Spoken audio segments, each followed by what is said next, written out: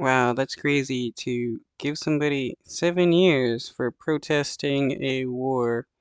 It just shows how bad your government is and how bad you are as a leader if you get to jail people for protesting against an obviously illegal war against another group of people. A Russian artist who replaced supermarket price tags with anti-war messages was jailed for 7 years on Thursday.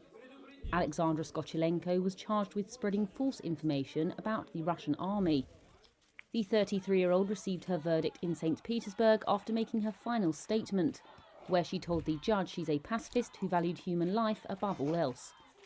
But in addition to the 7-year prison term, Skochelenko was also banned from using the internet for the next 3 years. A state prosecutor had asked for her to be jailed for 8 years. After the verdict, supporters repeatedly chanted "disgrace, disgrace," while Skochelenko made a heart shape with her hands.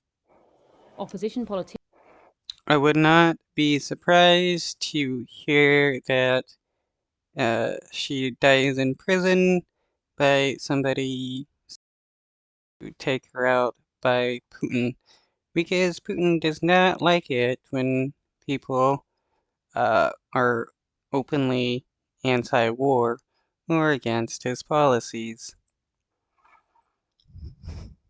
Boris Vishnevsky condemned the decision. This verdict is not fair. There is no guilt, because Skochelenko is not guilty of anything. I will not even speak about humanity here, or about equality before the law here, because sometimes people receive less years in jail for murder than for 5 price tags in a shop.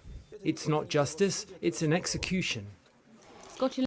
That's like in the United States, where there's a number of people who have gotten like life in prison for just minor things, while other people have committed like rape and stuff and got off with it because of being wealthy.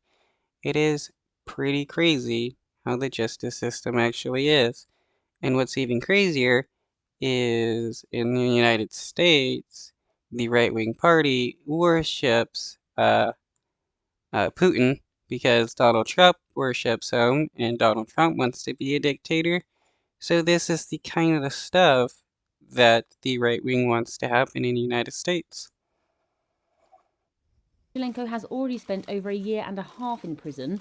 She had admitted to replacing supermarket price tags in March 2022 with pieces of paper urging an end to Moscow's war in Ukraine and criticising the authorities. But she had denied the formal charge of knowingly spreading false information about the army. Skochelenko's lawyers had told the court their client had committed no crime and would not survive jail because of celiac disease, a severe intolerance of gluten.